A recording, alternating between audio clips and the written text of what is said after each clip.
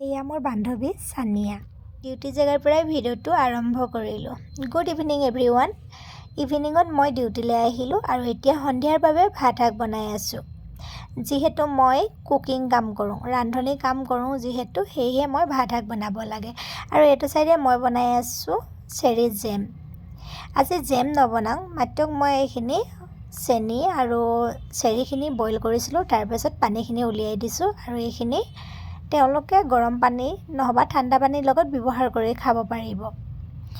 এনেদৰে উলিয়াই মই ফ্ৰিজত থৈ দিওঁ আৰু যেতিয়া তেওঁলোকে পানী পিয়া লাগে তেতিয়া মিক্স কৰি খায়। আৰু এইটো চাইডে মই বনাই আছোঁ পনীৰ চিমলা মিক্সি। যি মই বনাইছোঁ আলু বড়ি, পনীৰ চিমলা মিক্সি, বেঙেনা আলু চব্জি আৰু এপিনে কাবুলী বুটৰ এয়া চলে বুলি কয়, চলে ভুতুৰা বুলি কয় যে।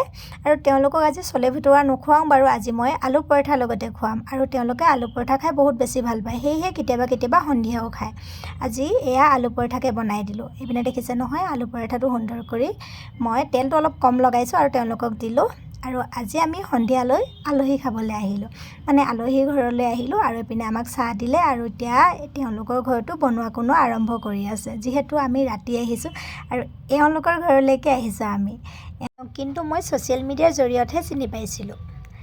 আগতে কেতিয়াও আমাৰ চাহ চিনাকি নাছিল। তেওঁলোকৰ ঘৰ গোলাঘাটত আছিল আৰু আমাৰ ঘৰ আছিল ঢকুৱাখানা। গোলাঘাট ঢকুৱাখানাৰ দূৰত্বটো কিন্তু বহুত বেছি, সেয়েহে চাহ চিনাকি নাছিল। আৰু এতিয়া আমি বেংগলৰতে আছোঁ যিহেতু, আজি তেওঁলোকৰ ঘৰত নিমন্ত্ৰণ কৰিছিল আৰু আহিলোঁ। এইপিনে যোনে চাহ চিনাকি হৈ আছে তেওঁলোকে আমাক সন্ধিয়া ভাত খোৱাকৈ নিমন্ত্ৰণ কৰিছিল আৰু এতিয়া আমাক তেওঁলোকে ভাত খাবলৈ দিয়ে। আৰু এয়া দেখিবলৈ পাইছে ন, সুন্দৰ কৰি ভাত পানী সজাইছে মোৰ মৰমৰ বান্ধৱীগৰাকী, এয়া সানিয়া দেৱী। এইপিনে ভাত কুকাৰ খালী হৈ গৈছে। মাম্মি আছে মানে মানুহৰ অলপ বেছি হৈছে যে, মানুহৰ সংখ্যা কেইজন হ'ল? 8জন মানুহ আজি। এইপিনে মাংস বনাই থৈছে আৰু দালি। এইপিনে পূৰা এতিয়া মই ভাত ইয়াত দিওঁগৈ মানে ভাত হৈ যাব।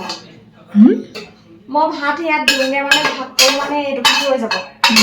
আমি আহিম বুলি সানিয়াই মাছ মাংস দুয়োটাই বনাইছে। আলহী আহিলে বাৰু মাছ মাংস দুয়োটা বনাব লাগেনে? কি যে কাম কৰে আৰু, এটা হ'লেই হয় কিন্তু তাই দুটা বনাইছে। ইমান যে মৰম কৰিছে, বহুত ভাল লাগিছে। ধন্যবাদ জনাইছোঁ সানিয়াক। আৰু আজি সন্ধিয়া ভাত সাজ সানিয়াহঁতৰ ঘৰতে। আৰু এইপিনে আমি খাবলৈ বহিছোঁ আৰু এয়া দেখিছে নহয়।